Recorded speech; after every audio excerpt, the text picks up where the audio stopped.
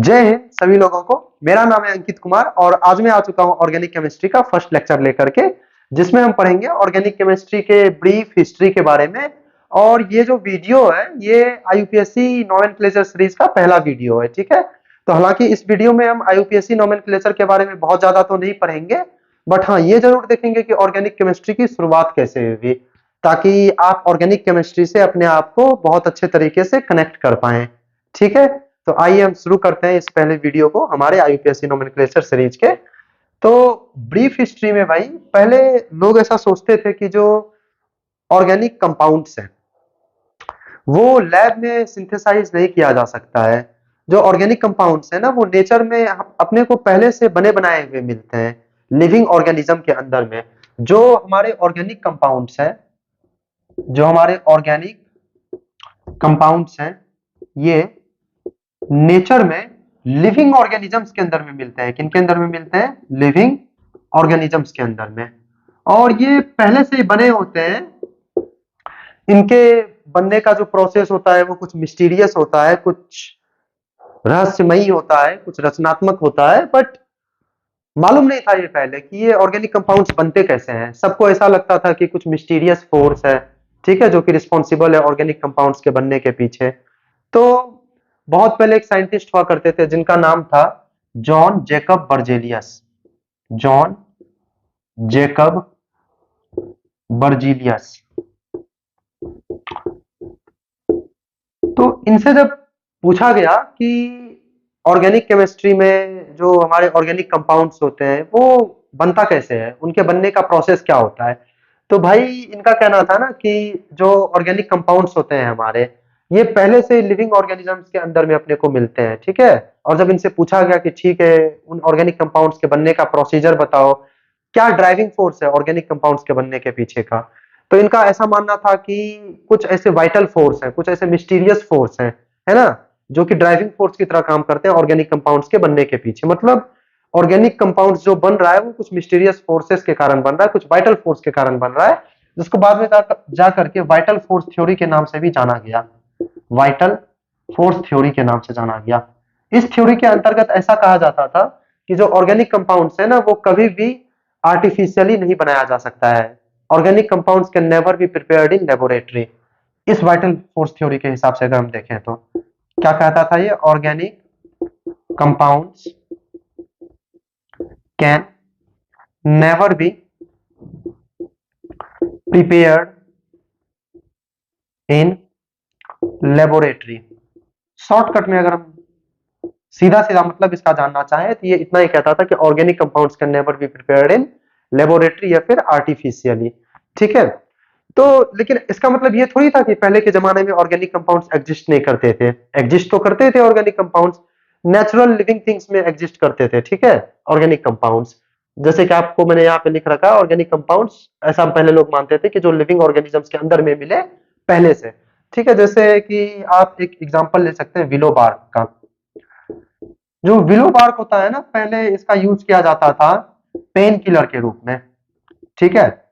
तो एक्चुअल में क्या होता है ना इसके अंदर कुछ ऑर्गेनिक कंपाउंड्स होता है, कुछ ऑर्गेनिक कंपाउंड होता है, हालांकि अभी उसका नाम जानना बहुत ज्यादा जरूरी नहीं है, ठीक है।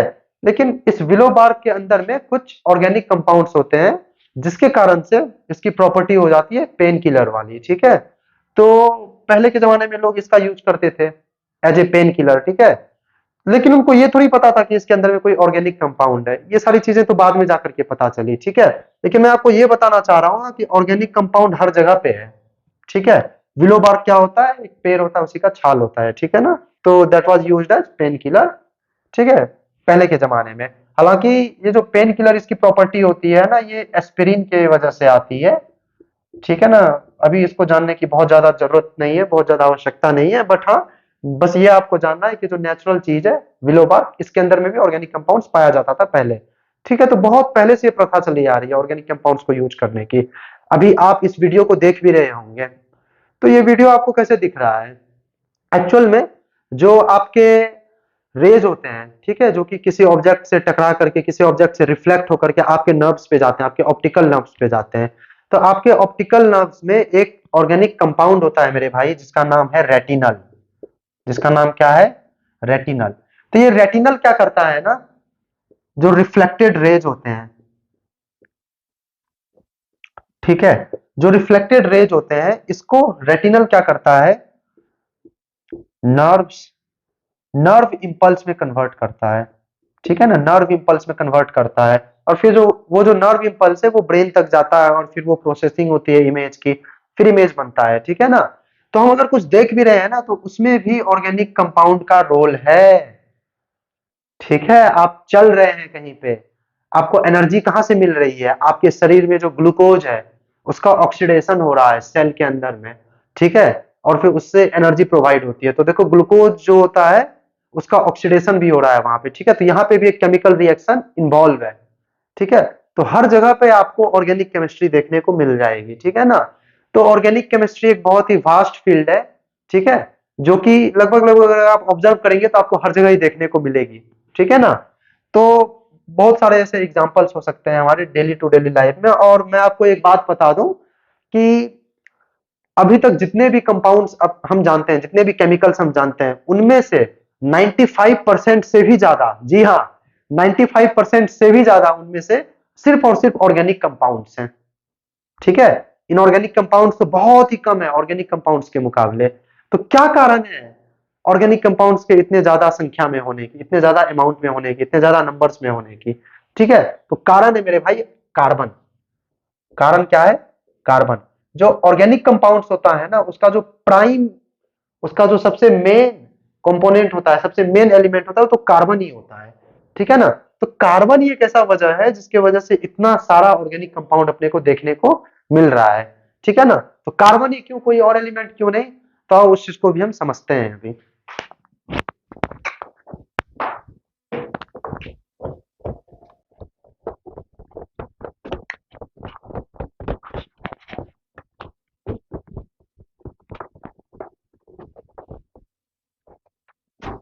एक्चुअल में क्या होता है कि जो कार्बन होता है ना, कार्बन, ठीक है, इसकी कैटिनेशन प्रॉपर्टी बहुत हाई होती है। और अब तो आप जानते होंगे कि कैटिनेशन क्या होता है, ठीक है ना। कैटिनेशन प्रॉपर्टी बहुत हाई होती है, बहुत ज्यादा होती है कार्बन की, ठीक है ना। आप 10th पास करके आए होंगे, आपको पता होगा कि कैटिनेशन प्रॉपर्टी क्या होती है। हालांकि मैं लिख देता हूं यहाँ पे, it is the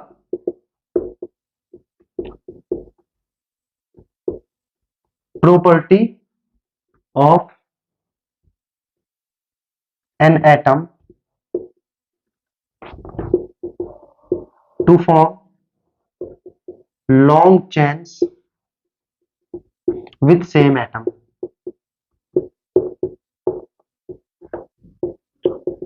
with same atom.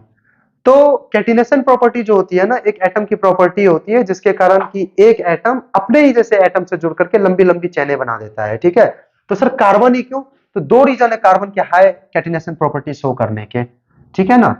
Catenation property show करने के दो रीजन है, ठीक है, कार्बन के। कैटिनेशन ऑफ कार्बन क्यों होता है, दो रीजन है। पहला रीजन तो है भैया इसका स्मॉल साइज। पहला रीजन क्या है कार्बन का, स्मॉल साइज। कार्बन के स्मॉल साइज होने की वजह से क्या करता है ना, एक कार्बन जब दूसरे कार्बन से बॉन्ड बनाता है, ठीक है, सेम एटम से बॉन्ड बनाना, एक कार्बन जब दूसरे कार्बन से बॉन्ड बनाता है तो उनके बीच का जो बॉन्ड स्ट्रेंथ होता है ना वो बहुत ज्यादा हो जाता है। हालांकि आप केमिकल बॉन्डिंग वाले चैप्टर में पढ़ेंगे ऐसा कि जो जितना छोटा एटम होगा ना तो उनके ऑर्बिटल्स उतने छोटे होते हैं, और छोटे ऑर्बिटल्स के बीच में जो ओवरलैपिंग होती है ना वो अच्छी ओवरलैपिंग होती है। तो जो कार्बन होता है ना, कार्बन की ओवरलैपिंग बहुत अच्छी हो जाती है, ठीक है। कार्बन से एक कार्बन की ओवरलैपिंग दूसरे कार्बन से बहुत अच्छी होती है, क्यों, क्योंकि उसका साइज क्या होता है, स्मॉल होता है। तो इस वजह से कार्बन और कार्बन के बीच का जो बॉन्ड स्ट्रेंथ है वो ज्यादा होता है, ठीक है। सिलिकन सिलिकन से ज्यादा होगा, और सिलिकन सिलिकन का ज्यादा किससे होगा बताओ, एस एन से या पीबी से, ऐसी ये सीरीज चलते जाती है, ठीक है। दूसरा होता है टेट्रावेलेंसी ऑफ कार्बन। एक कार्बन का एटम चार बॉन्ड बना सकता है, एक कार्बन का एटम चार बॉन्ड बना सकता है। सर चार बॉन्ड तो सिलिकन भी बनाते हैं, चार बॉन्ड तो एसएन भी बनाते हैं, ठीक है। तो कार्बन की कैटिनेशन प्रॉपर्टी सबसे ज्यादा क्यों है, वो तो अभी मैंने बता दिया तुम्हें कि ऐसा इसलिए क्योंकि कार्बन का साइज जो होता है वो स्मॉल होता है, ठीक है। तो उस वजह से कार्बन कार्बन की जो लिंकेज प्रॉपर्टी है, इनके बीच का जो बॉन्ड स्ट्रेंथ है वो ज्यादा होता है, ठीक है। और दूसरा फैक्टर तो खैर टेट्रावेलेंसी है, क्योंकि एक कार्बन 4 बॉन्ड बना सकता है, अकेला एक कार्बन। ठीक है, तो उसकी वजह से एक कार्बन जो होता है बहुत सारे कार्बन से, बहुत सारे एटम से जुड़ सकता है। ठीक है, और उनके बीच की जो बॉन्ड स्ट्रेंथ होगी वो भी ज्यादा होगी। ठीक है ना, तो इस वजह से जो कार्बन के द्वारा जो कंपाउंड बनते हैं ना, बहुत स्टेबल होते हैं, बहुत स्ट्रांग होते हैं। ठीक है ना, इस वजह से, due to catenation of carbon की वजह से। ठीक है, तो एक्चुअल में हुआ क्या था, अब हम वापस से ब्रीफ हिस्ट्री में चलेंगे और ब्रीफ हिस्ट्री में जाकर के देखेंगे कि एक्चुअल में हुआ क्या था। ठीक,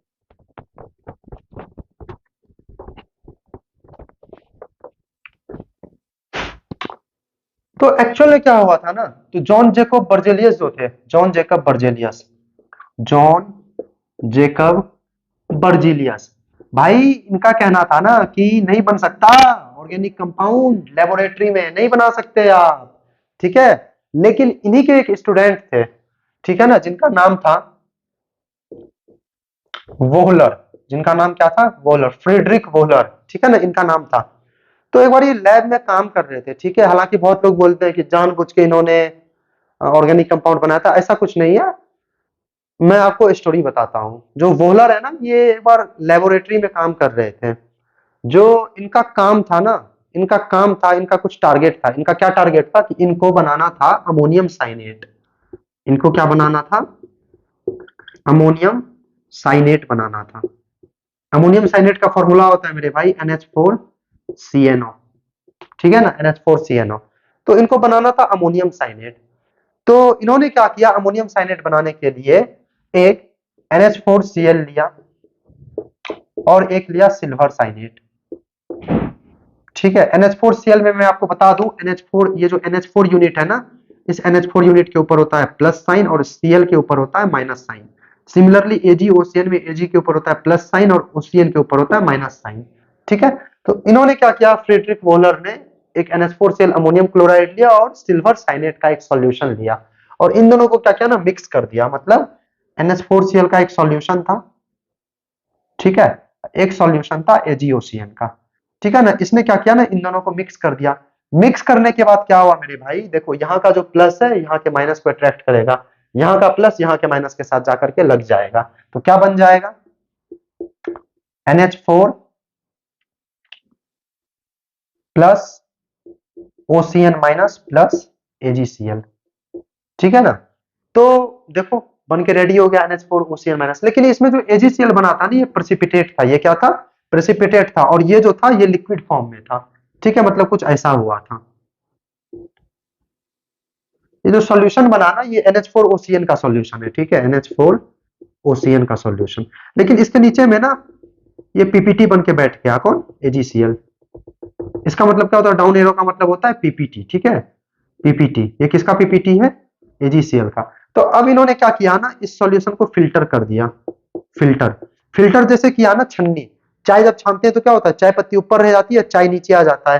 तो जब इसको छन्नी से छाना, जब इसको फिल्टर किया, तो AgCl ऊपर ही रह गया, और ये जो NH4OCl है ना, ये नीचे आ गया। ठीक है, तो यहाँ पे AgCl माइनस हो गया, AgCl क्या हो गया, इससे माइनस हो गया, और ये बन गया NH4OCN। सर यहाँ तो आपने NH4CnO लिखा है, अरे एक ही बात है, OCN लिखो, CnO। ठीक है ना, ठीक है। तो अब इसने क्या किया, NH4OCN को ना वापस से थोड़ा सा हीट किया, वापस से क्या किया, थोड़ा सा हीट किया। ठीक है, अब पर्पस होते हैं हीट करने के काफी लेबोरेटरी में।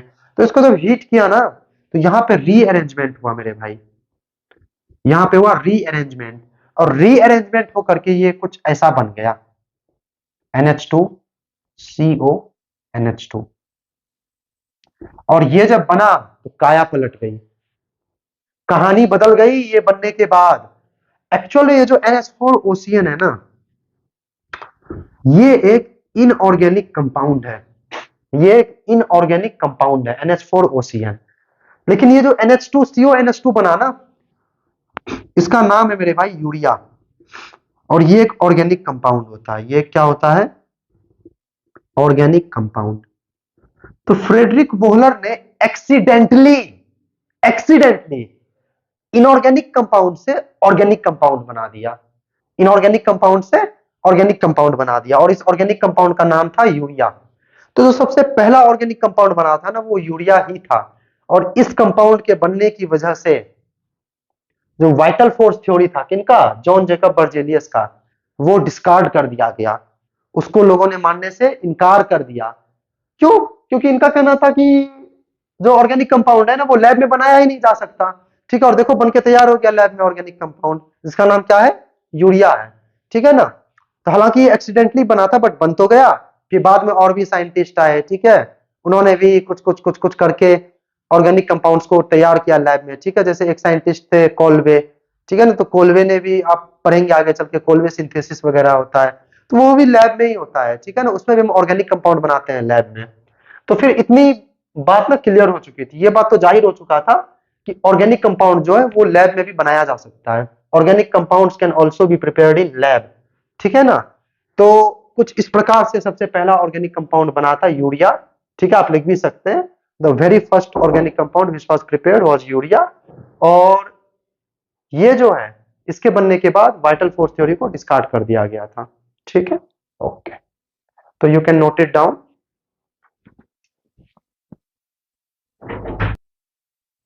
तो आपने नोट डाउन कर लिया होगा। Now I am going to rub this.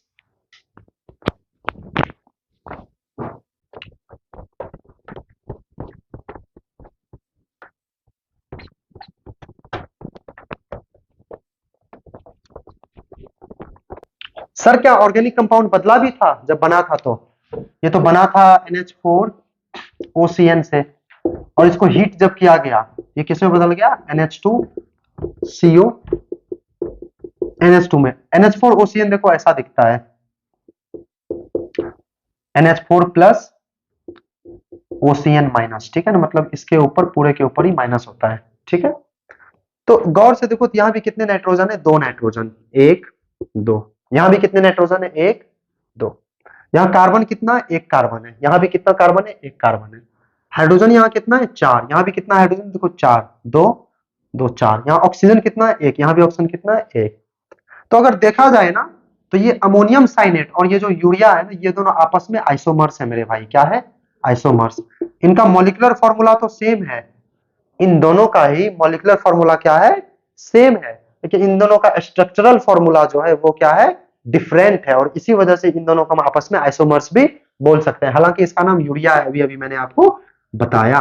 ठीक है, this was the first organic compound which was ever prepared in laboratory. ठीक है, और इसी के कारण से वाइटल फोर्स थ्योरी को डिस्कार्ड कर दिया गया।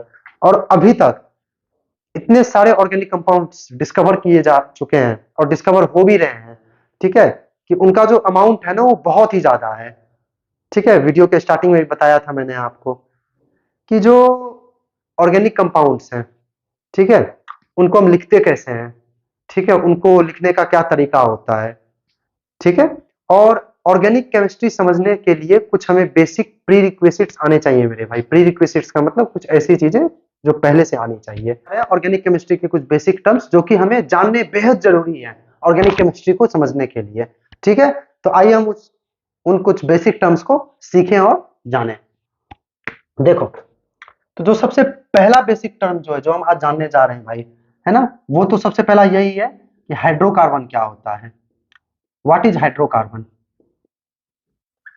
सबसे पहले हम ये जानेंगे कि हाइड्रोकार्बन्स क्या होते हैं। तो hydrocarbons is made up of 2 words, you can say. एक होता है हाइड्रो, एक है कार्बन। ठीक है ना, हाइड्रो का मतलब होता है हाइड्रोजन, कार्बन का मतलब होता है कार्बन। तो एनी कंपाउंड, ठीक है, any compound which is made up of only hydrogen and carbon is called hydro compounds, is called hydrocarbons। ठीक है, ऐसा कोई भी कंपाउंड जो कि सिर्फ और सिर्फ हाइड्रोजन और कार्बन को मिला के बना है उसको बोल देते हैं हाइड्रोकार्बन। जैसे एग्जांपल के तौर पर अगर हम देखना चाहें तो C2H2, C2H4, CH4, C2H6, C6H6, C3H8, C4H10, बहुत सारे हो सकते हैं, डॉट डॉट डॉट डॉट। ठीक है, तो इन सारे कंपाउंड्स में आप देखें, इन सारे कंपाउंड्स में सिर्फ और सिर्फ कार्बन है और सिर्फ और सिर्फ हाइड्रोजन है। इसमें भी सिर्फ कार्बन हाइड्रोजन, इसमें भी सिर्फ और सिर्फ कार्बन हाइड्रोजन। यहाँ भी सिर्फ कार्बन के एटम्स है, हाइड्रोजन के एटम्स है। यहाँ भी सिर्फ कार्बन के एटम्स है, हाइड्रोजन के एटम्स हैं। यहाँ भी कार्बन के एटम, हाइड्रोजन के एटम, यहाँ भी कार्बन के एटम, हाइड्रोजन के एटम्स। तो ऐसे कंपाउंड जिसमें सिर्फ और सिर्फ कार्बन और हाइड्रोजन मिले आपको, उसको बोलते हैं हाइड्रोकार्बन्स। ठीक है। Second, organic compounds. Organic compounds क्या होते हैं? ऑर्गेनिक कंपाउंड्स, तो ऑर्गेनिक कंपाउंड्स का मतलब होता है मेरे भाई कि कोई भी हाइड्रोकार्बन या हाइड्रोकार्बन का जो डेरिवेटिव होता है, ठीक है, उसको हम लोग बोल देते हैं ऑर्गेनिक कंपाउंड्स। ठीक है। तो एनी हाइड्रोकार्बन और derivative of hydrocarbon is known as organic compound. ठीक है। डेरिवेटिव क्या होता है? डेरिवेटिव का मतलब हुआ, जैसे मान लो मेरे को C2H4 का डेरिवेटिव बनाना है, ठीक है ना, ये तो हाइड्रोकार्बन है, ये तो पता है क्यों है हाइड्रोकार्बन, क्योंकि इसमें सिर्फ और सिर्फ हाइड्रोजन और कार्बन है। अब मेरे को इसका बनाना है डेरिवेटिव, तो मैं क्या करूंगा, यहां से हाइड्रोजन रिप्लेस करूंगा, एक हाइड्रोजन हटाऊंगा, उस हाइड्रोजन की जगह पे कुछ ला करके रख दूंगा, कोई दूसरा एटम ला करके रख दूंगा, तो वो क्या बन जाएगा, हाइड्रोजन इस C2H4 का डेरिवेटिव बन जाएगा। ठीक है। जैसे फॉर एग्जांपल मैंने क्या किया, C2H6 में से एक हाइड्रोजन को रिमूव कर दिया, -1H किया, एक हाइड्रोजन को रिमूव कर दिया और एक Cl को किसी प्रकार से ऐड कर दिया, ये क्या बन गया, C2H5Cl। देखो एक हाइड्रोजन कम हुआ तो C2H5 और एक Cl को ऐड किया तो Cl आ गया। तो अब ये क्या है, डेरिवेटिव है। ये क्या है, डेरिवेटिव। किसका डेरिवेटिव है ये बताओ, this is derivative of C2H6। ठीक है ना। तो ऑर्गेनिक कंपाउंड किसको बोलते हैं, organic compound is nothing but hydrocarbons and its derivatives. ठीक है। तो लिख भी देंगे, organic compounds are hydrocarbons and its derivative. लेकिन मेरे भाई कुछ कंपाउंड्स ऐसे हैं जिनको ऑर्गेनिक कंपाउंड कंसिडर नहीं किया गया है, जैसे, तो नोट करके लिखेंगे इस बात को, some compounds are not treated as organic compounds, like, कौन कौन से हैं ऐसे, लाइक ऑक्साइड्स ऑफ कार्बन। जितने भी कार्बन के ऑक्साइड्स हैं ना, उनको नहीं माना जाता organic compounds. Oxides of carbon, carbonates, it is, तो जो ऑक्साइड्स ऑफ कार्बन है उसको भी हाइड्रोकार्बन, उसको भी ऑर्गेनिक कंपाउंड नहीं माना जाता है। और जो कार्बोनेट्स है, कार्बोनेट्स का मतलब होता है CO3 2 नेगेटिव। ठीक है ना, CO3 2 नेगेटिव। जैसे मान लो Na2CO3 है, इसको बोलते हैं सोडियम कार्बोनेट। तो सोडियम कार्बोनेट में देखो कार्बन तो आ ही रहा है, तो इसका मतलब ये ऑर्गेनिक कंपाउंड हो गया? नहीं। क्यों नहीं है ऑर्गेनिक कंपाउंड? क्योंकि जो कार्बोनेट होता है, कार्बोनेट को हम लोग कंसिडर नहीं करते हैं ऑर्गेनिक कंपाउंड की तरह। ठीक है। Some compounds are not treated as organic compounds like oxides of carbon, carbonates, etc। तो ये भी एक कार्बोनेट है और इस वजह से इसको ऑर्गेनिक कंपाउंड नहीं बोलेंगे। ठीक है। तो आप इसको नोट करें। ओके।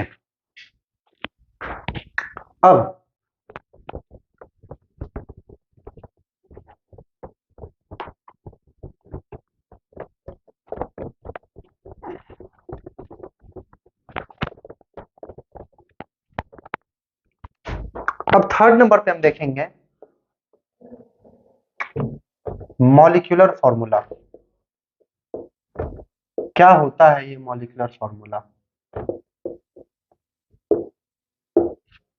मॉलिक्यूलर फॉर्मूला का मतलब होता है एक ऐसा फॉर्मूला जो कि हमको ये बताए कि एक मॉलिक्यूल के अंदर में किसी भी एलिमेंट के कितने एटम्स हैं।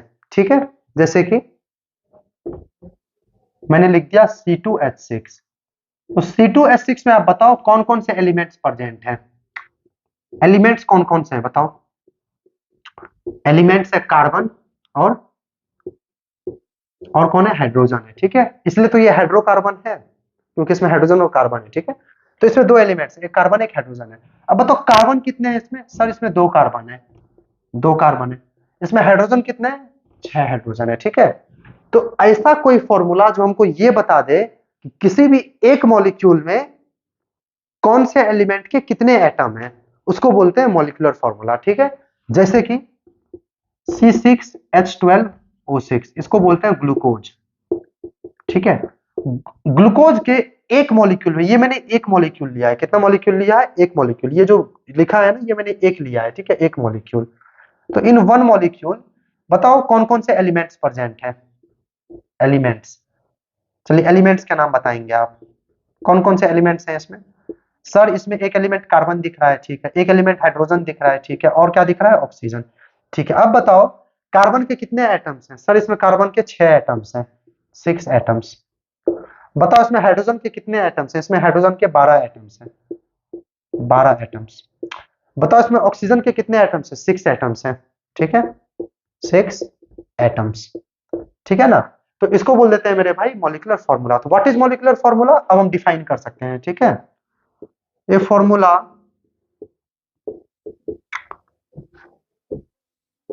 by which it can be determined that how many atoms of different elements are present, different elements are present in one molecule, in one molecule of compound, ठीक है। तो आप देख सकते हैं इसका definition, a formula by which it can be determined, एक ऐसा फॉर्मूला जिससे कि ये डिटरमाइन किया जा सके कि एक किसी भी कंपाउंड के एक मॉलिक्यूल में, किसी भी कंपाउंड के एक मॉलिक्यूल में कितने एटम्स हैं अलग अलग एलिमेंट्स के, ठीक है। जैसे कि एक और एग्जांपल मैं लेना चाहूंगा आपके सामने H2O का, वाटर का। वाटर में बताओ कौन कौन से एलिमेंट्स हैं? सर वाटर में है हाइड्रोजन और ऑक्सीजन एलिमेंट्स हैं। हाइड्रोजन के कितने एटम्स हैं? सर 2 एटम्स हैं। ऑक्सीजन के कितने एटम्स हैं? 1 एटम है सर, ठीक है। तो H2 क्या है? एक मॉलिक्यूलर फार्मूला। ये मॉलिक्यूलर फार्मूला क्या बता रहा है कि इसमें हाइड्रोजन 2 है और ऑक्सीजन 1 है, ठीक है। तो these are some examples of molecular formula, ठीक है। आप समझ गए होंगे मॉलिक्यूलर फार्मूला क्या होता है। अब हम सीखेंगे स्ट्रक्चरल फार्मूला। तो जब तक आप वीडियो को पॉज करें और इनको आप नोट डाउन कर लें अपने नोट्स में, ठीक है, फिर हम आगे बढ़ेंगे। भाई आप नोट्स बनाते चलें ऑर्गेनिक केमिस्ट्री में, क्योंकि ऑर्गेनिक केमिस्ट्री एक ऐसा सब्जेक्ट है जिसका नोट्स होना आपके पास बेहद जरूरी है, ठीक है।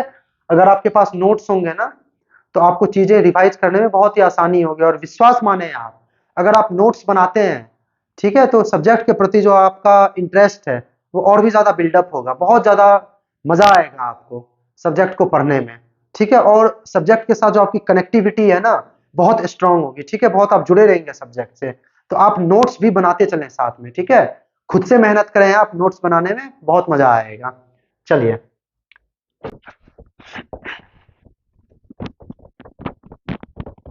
अब हम सीखेंगे मेरे भाई स्ट्रक्चरल फॉर्मूला, कि स्ट्रक्चरल फॉर्मूला क्या होता है,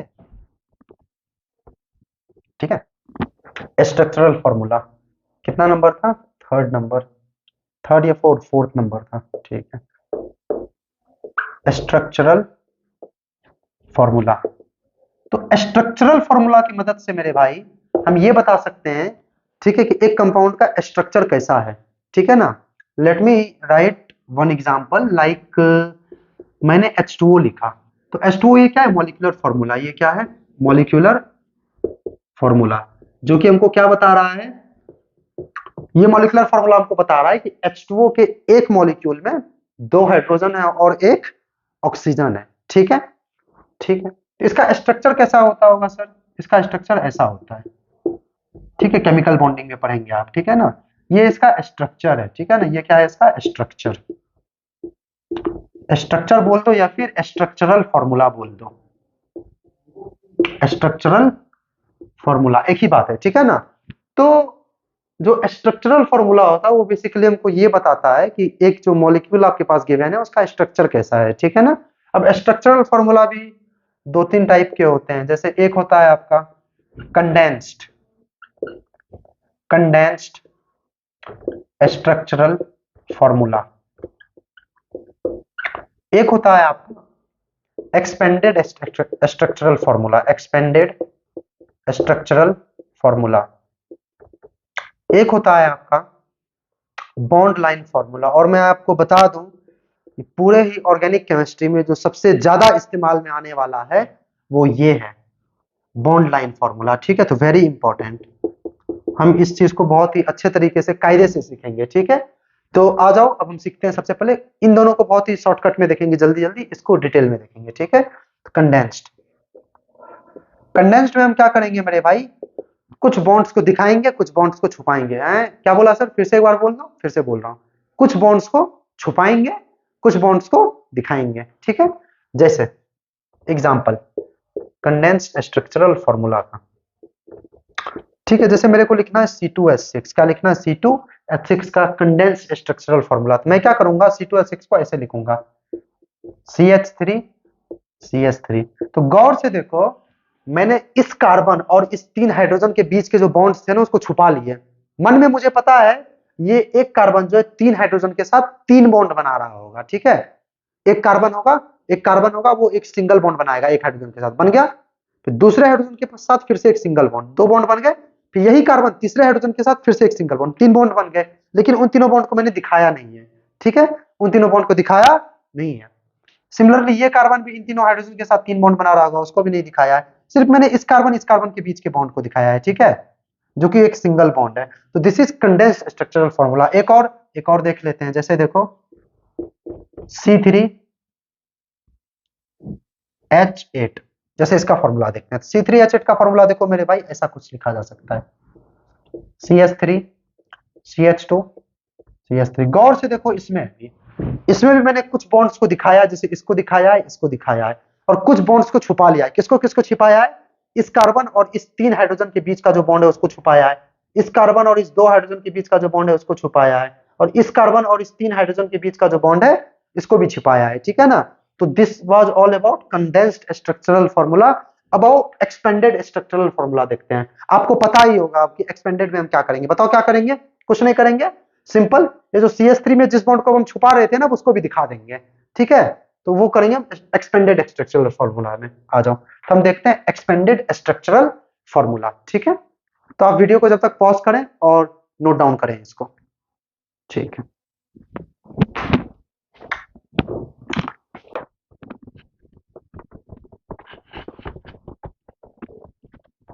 अब हम सीखेंगे एक्सपेंडेड स्ट्रक्चरल फॉर्मूला। ठीक है, एक्सपेंडेड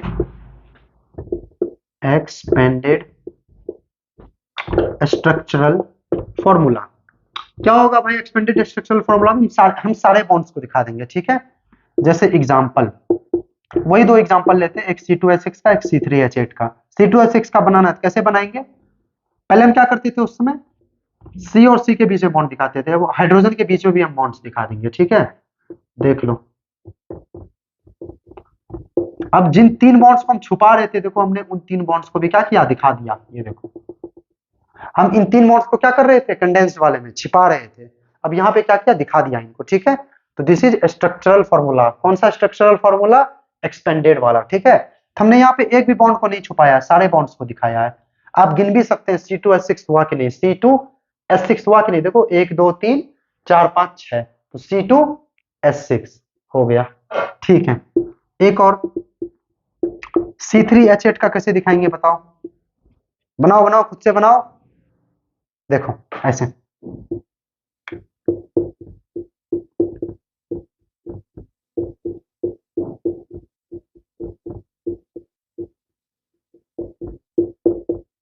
देखो C3H8 का भी बन गया मेरे भाई। ठीक है, ये एक्सपेंडेड स्ट्रक्चरल फॉर्मूला है। क्यों, क्योंकि इसमें हमने सारे बॉन्ड्स को दिखाया, इसमें सारे बॉन्ड्स को दिखाया है। ठीक है, that's why it is expanded structural formula, expanded structural formula. ठीक है, किसका, C3H8 का। ठीक है, बन गया एक्सपेंडेड स्ट्रक्चरल फॉर्मूला। ठीक है ना, क्या इसका कोई यूज है, बहुत ही कम यूज है इसका। ठीक है, जो ज्यादातर यूज होगा हमारा होगा बॉन्ड लाइन फॉर्मूले का। ठीक है ना, तो आप इसको भी नोट डाउन करें, फिर मैं इसको रब करूंगा।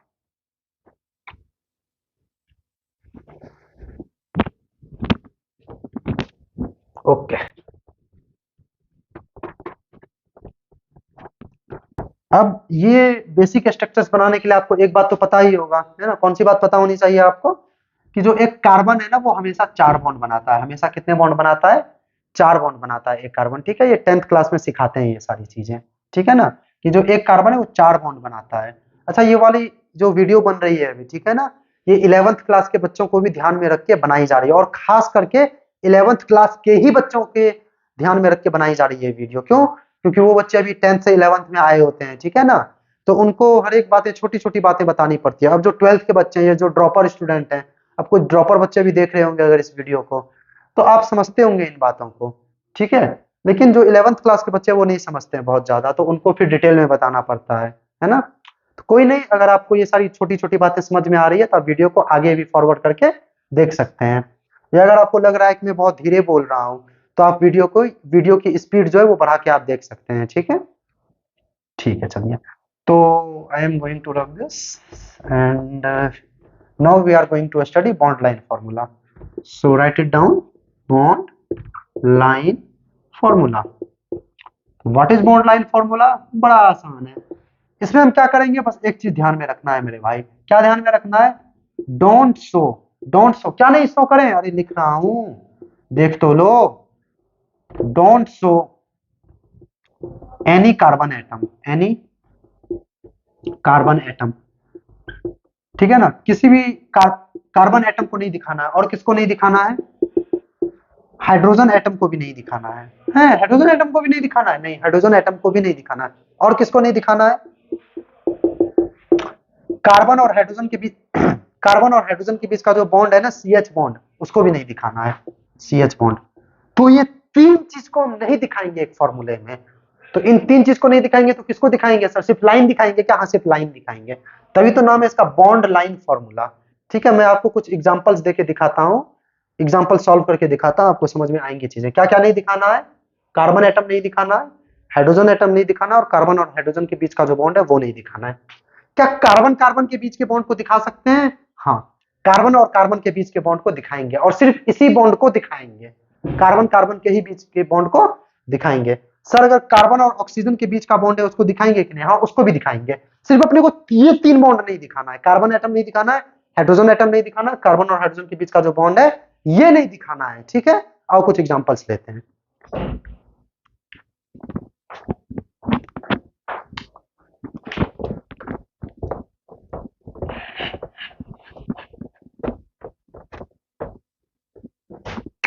जैसे एग्जांपल के तौर पे आप देख सकते हैं, मैंने लिया, मेरे को बनाना है C2H6।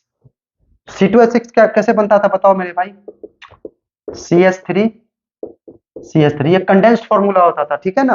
तो कंडेंस्ड, मैंने क्या बोला कि कार्बन को नहीं दिखाना है, हाइड्रोजन को भी नहीं दिखाना है, और कार्बन हाइड्रोजन के बीच का जो बॉन्ड है, कार्बन हाइड्रोजन के बीच का जो बॉन्ड है, इसको भी नहीं दिखाना है। तो किसको दिखाना है? सिर्फ कार्बन है, कार्बन कार्बन के बीच के बॉन्ड को दिखाना है। कार्बन कार्बन के बीच का बॉन्ड कौन सा है? ये वाला, सिर्फ इसी को दिखा दो ऐसे। सर ये बन गया क्या C2H6? हाँ, बन गया। देखो, यहाँ पे एक कार्बन और यहाँ पे एक कार्बन, 2 कार्बन है।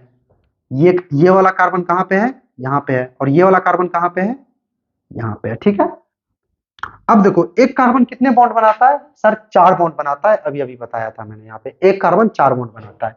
तो एक कार्बन 4 बॉन्ड बनाता है, तो ये कार्बन ऑलरेडी देखो कितने बॉन्ड बना चुका है। यहाँ पे पेन रख दो, यहाँ पे ऐसे पेन रख दो, पेन रख दिया, यहाँ पे एक पेन रख दिया। तो ये कार्बन एक ही बॉन्ड बना रहा है, किसके साथ? इस वाले कार्बन के साथ, ठीक है। तो अगर ये एक बॉन्ड बना रहा है तो बच कितने बॉन्ड गए? 3 बॉन्ड। तो इसका मतलब इस कार्बन पे 3 हाइड्रोजन होंगे, 1 2 3, ये हाइड्रोजन, ये हाइड्रोजन, ये हाइड्रोजन। सिमिलरली इस कार्बन पे भी कितने हाइड्रोजन होंगे? 3 हाइड्रोजन। क्यों? क्योंकि एक कार्बन 4 बॉन्ड बनाता है। 4 बॉन्ड में से ये वाला कार्बन, ये वाला कार्बन, ये वाला एक बॉन्ड ऑलरेडी बना चुका है, तो बच गए 3 बॉन्ड। तो इस कार्बन पे 3 हाइड्रोजन होंगे, 1 हाइड्रोजन, 2 हाइड्रोजन, 3 हाइड्रोजन। क्या मैंने हाइड्रोजन को दिखाएंगे? नहीं, नहीं दिखाएंगे, तो मैंने समझाने के लिए बताया तुमको, ठीक है ना। इस हाइड्रोजन, एक कार्बन पे कितने हाइड्रोजन होंगे, बट दिखाना नहीं है इनको, ठीक है।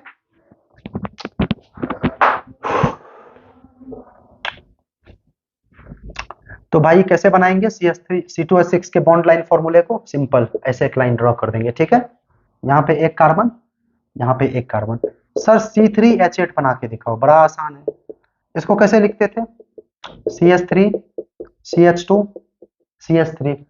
तो इस कार्बन के बीच में एक बॉन्ड है, तो एक बॉन्ड दिखा दिया। फिर इस कार्बन के बीच में है, तो एक बॉन्ड दिखा दिया, ठीक है।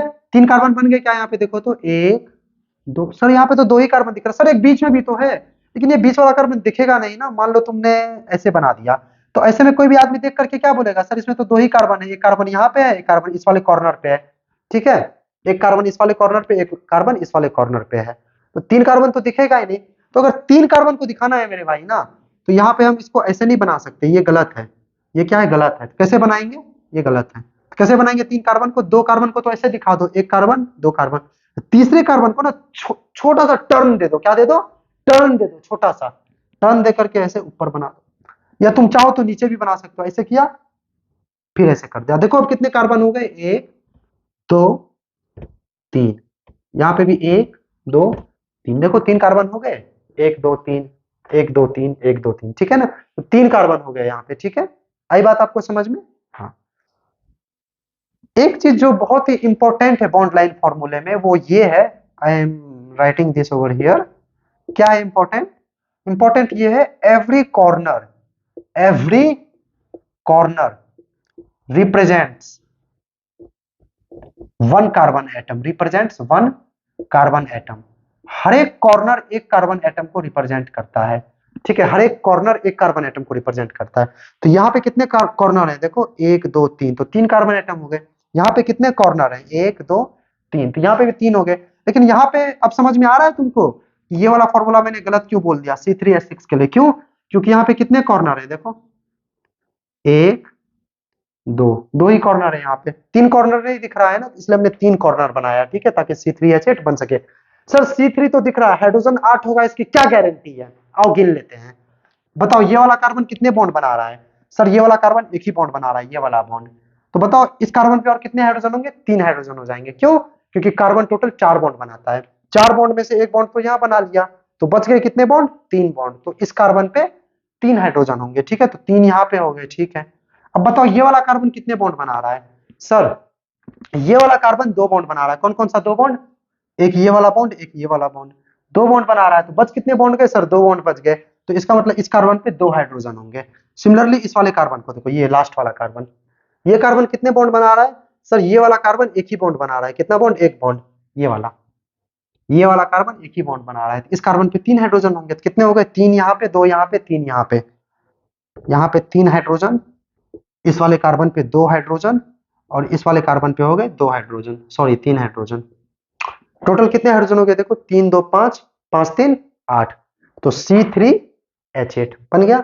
यहाँ पे भी वही होगा, तीन हाइड्रोजन यहाँ होगा, दो हाइड्रोजन यहाँ होगा, तीन हाइड्रोजन यहाँ होगा, ठीक है, तो C3H8, ठीक है। क्या तुम बता सकते हो मुझे, ये क्या लिखा है मैंने, इसमें कितने कार्बन है, सर इसमें चार कार्बन है, क्यों, इसमें चार कॉर्नर है, एक दो तीन चार। क्या तुम इसमें हाइड्रोजन बता सकते हो कितने, हाँ सर बता सकते हैं। ये कार्बन कितना बॉन्ड बना रहा है, ये कार्बन एक ही बॉन्ड बना रहा है, एक सिंगल बॉन्ड, ये वाला, तो इसके कितने बॉन्ड बच गए, सर तीन बॉन्ड बच गए, क्यों, क्योंकि एक कार्बन चार बॉन्ड बनाता है, ठीक है, एक कार्बन चार बॉन्ड बनाता है मेरे भाई, तो ये एक बॉन्ड बना रहा है, तो बच गए तीन बॉन्ड ना, तो इसका मतलब इस कार्बन पे तीन हाइड्रोजन होंगे, थ्री हाइड्रोजन। ये कार्बन कितने बॉन्ड बना रहा है, सर दो बॉन्ड बना रहा है, एक दो, तो इसका मतलब इस हाइड्रोजन, इस कार्बन पे कितने हाइड्रोजन आएंगे, दो हाइड्रोजन और आएंगे, ठीक है। ये कार्बन कितने बॉन्ड बना रहा है, सर ये वाला कार्बन दो बॉन्ड बना रहा है, एक दो, तो इसका मतलब इसके कितने बॉन्ड बच गए, दो बॉन्ड बच गए, इसका मतलब इस पे भी दो हाइड्रोजन आएगा। सिमिलरली ये वाला कार्बन कितने बॉन्ड बना रहा है, सर ये तो एक ही बॉन्ड बना रहा है, ठीक है, तो इस कार्बन पे कितने बॉन्ड और बच गए, सर तीन बॉन्ड बच गए, क्यों बच गए तीन बॉन्ड, क्योंकि एक कार्बन चार बॉन्ड बनाता है, तो ये वाला कार्बन तो एक ही बॉन्ड बना रहा है, तीन बॉन्ड और बच गए, तो इसका मतलब इस कार्बन पे और तीन हाइड्रोजन आएंगे, 3H, ठीक है। तो क्या फॉर्मूला बन जाएगा भाई, बताना जरा, कार्बन कितने, एक दो तीन चार, चार कार्बन, तो C4, हाइड्रोजन कितने हो गए, तीन दो पांच, दो सात, तीन 10, तो ये बन गया आपका फॉर्मूला C4H10 का, C4H10 का। क्या आप मुझे C5H12 बना के दिखा सकते हैं, हाँ सर बड़ा आसान है, कैसे बनाएंगे, पांच कार्बन दिखाना है तो पांच कॉर्नर बनाना है, एक दो तीन चार पांच, एक दो तीन चार पांच, पांच कॉर्नर बन गया, देखो एक दो तीन चार पांच, पांच कॉर्नर बन गया, हाइड्रोजन ऑटोमेटिकली 12 हो जाएंगे, देखना इस कार्बन में कितने हाइड्रोजन बताओ, तीन हाइड्रोजन, इस कार्बन पे कितने हाइड्रोजन बताओ, दो हाइड्रोजन, क्यों, क्योंकि ये कार्बन ऑलरेडी दो बॉन्ड बना चुका है, तो बच गए दो बॉन्ड, तो दो हाइड्रोजन, इस कार्बन पे भी कितने हाइड्रोजन, दो हाइड्रोजन, इस कार्बन पे भी कितने हाइड्रोजन, दो हाइड्रोजन, और इस कार्बन पे कितने हाइड्रोजन, तीन हाइड्रोजन, क्यों, क्योंकि ये कार्बन एक सिंगल बॉन्ड बना रहा है, ये कार्बन एक ही बॉन्ड बना रहा है, एक बॉन्ड बना रहा है तो इस कार्बन के कितने बॉन्ड बच गए, 3 बॉन्ड बच गए। जब 3 बॉन्ड बच गए तो इस कार्बन पे कितने हाइड्रोजन होंगे मेरे भाई, बताओ बताओ बताओ। अरे देखो ये जो कार्बन है ये कितने बॉन्ड बना रहा है, ये एक ही बॉन्ड बना रहा है, ठीक है। तो इस कार्बन के कितने बॉन्ड बच गए, 3 बॉन्ड बच गए। 3 बॉन्ड बच गए तो इसका मतलब इस कार्बन पे और 3 हाइड्रोजन आएंगे, ठीक है। तो बताओ देखो 12 हाइड्रोजन हुआ कि नहीं, गिनो। 3 3 6, 2 8, 2 10, 2 12, तो C5H12 बन गया, ठीक है। क्या हम C4H8 बना सकते हैं, C4H8 हम बना सकते हैं। 4 कार्बन है तो 4 कॉर्नर लिखना है, हो गया 4 कार्बन, 4 कॉर्नर, 1 2 3 4। और गौर से देखो तो ये जो C4H8 है ये एक एल्कीन है, ये एक क्या है, एल्कीन है। कैसे पता चला एल्कीन है, क्योंकि जो C4H8 है ना ये किस फॉर्मूले पे बैठ रहा है, एल्कीन के फॉर्मूले पे। क्या होता है फॉर्मूला एल्कीन का, CnH2n, होता है कि नहीं होता है, बताओ। तो n की वैल्यू अगर 4 रखो तो C4 और 2 4 जो 8, तो C4H8 हो जाएगा, ठीक है। तो इसका मतलब ये जो फॉर्मूला ये एल्कीन के फॉर्मूले पे बैठ रहा है। और आपको पता है कि जो एल्कीन होता है ना उसमें एक कम से कम डबल बॉन्ड तो होता ही है, ठीक है। इसका मतलब आपको या तो इन दोनों कार्बन के बीच में एक डबल बॉन्ड बनाना पड़ेगा, या तो इन दोनों कार्बन के बीच में एक और बॉन्ड बनाना पड़ेगा, डबल बॉन्ड हो जाएगा। या तो इस कार्बन और इस कार्बन के बीच में एक डबल बॉन्ड बनाना पड़ेगा, डबल बॉन्ड हो जाएगा। कैसे, देखो यहाँ पे मैंने ऐसे बना दिया एक बॉन्ड, ठीक है। तो अब देखो कितने कार्बन हो गए, 2 कार्बन, यहाँ पे एक, यहाँ पे एक कार्बन, 2 कार्बन हो गए। यहाँ पे एक 3, यहाँ पे एक 4, ठीक है ना। तो इन दोनों कार्बन के बीच में डबल बॉन्ड है। क्यों डबल बॉन्ड है, क्योंकि ये एक एल्कीन है, ठीक है। सिमिलरली इस कार्बन के बीच में एक सिंगल बॉन्ड है, इस कार्बन के बीच में भी एक सिंगल बॉन्ड है, ठीक है मेरे भाई। कैसे पता चला सर यहाँ पे डबल बॉन्ड है, क्योंकि ये जो हमने फॉर्मूला देखा तो ये फॉर्मूला CnH2n पे बैठ रहा था। तो CnH2n जो होता है ये एल्कीन का फॉर्मूला होता है, ठीक है। और एल्कीन में अपने को पता है कि कम से कम एक डबल बॉन्ड तो होता ही है। हमने यहाँ पे एक डबल बॉन्ड लगा दिया, ठीक है। तो कार्बन 4, अरे बोलो आया समझ में, ठीक है मेरे भाई। तो देखो तो C4H8 इज एन एल्कीन, और एल्कीन का ऐसा हमने बना दिया स्ट्रक्चर एक डबल बॉन्ड के साथ, ठीक है। अब देखो इस कार्बन पे कितने हाइड्रोजन होंगे बताओ, इस कार्बन पे 2 हाइड्रोजन होंगे। क्यों, क्योंकि ये कार्बन ऑलरेडी 2 बॉन्ड बना चुका है, 1 2, ठीक है। इस कार्बन पे कितने हाइड्रोजन होंगे, देखो ये कार्बन कितने बॉन्ड बना चुका है, 1 2 3, तो इस कार्बन पे एक ही हाइड्रोजन होगा, 4, 4 हो गए टोटल बॉन्ड, ठीक है। ये कार्बन कितने बॉन्ड बना रहा है, 1 2, इस पे हाइड्रोजन कितने होंगे, 2, क्यों, क्योंकि 4 में से 2 घटा दो, 2 हो गया, ठीक है। ये कार्बन कितने बॉन्ड बना रहा है, एक ही बॉन्ड बना रहा है, तो इस कार्बन पे कितने हाइड्रोजन होंगे, 3 हाइड्रोजन होंगे, ठीक है। अरे बोलो, ठीक है। तो देखना जरा, गिनना जरा, C4H8 हुआ कि नहीं। C4 तो हो रहा है, 1 2 3 4, C4 हो गया। H8 हुआ कि नहीं, गिनो, 2 1 3, 3 2 5, 5 3 8, तो 8 हाइड्रोजन, तो H8। तो C4H8 का फॉर्मूला बन गया। सर क्या ये डबल बॉन्ड यहाँ नहीं लगाया जा सकता था, बिल्कुल लगाया जा सकता था। यहाँ नहीं लगाया जा सकता था, बिल्कुल लगाया जा सकता था। आप बनाए और बना करके चेक करें कि सेम फॉर्मूला आ रहा है कि नहीं आ रहा है, ठीक है। You can write all these examples. एक और एग्जांपल देखेंगे हम बॉन्ड लाइन फॉर्मूले में।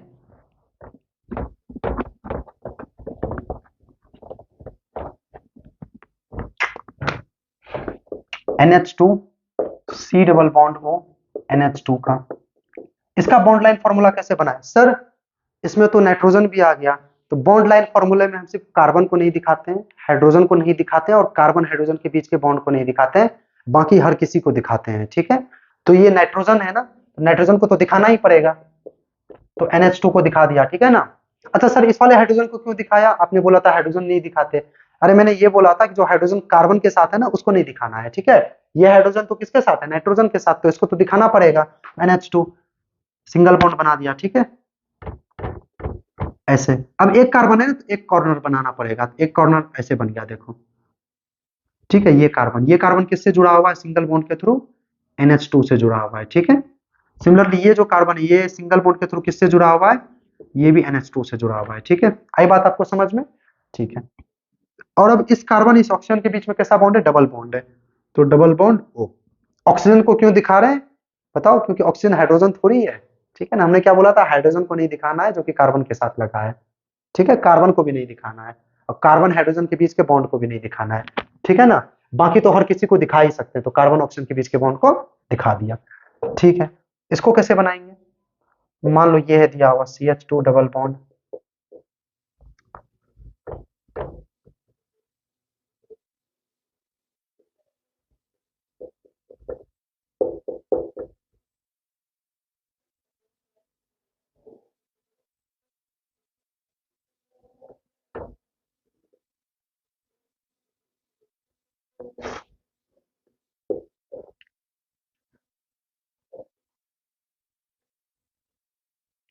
इसका स्ट्रक्चर कैसे बनाएंगे मेरे भाई, अगर बनाना है तो बड़ा आसान है।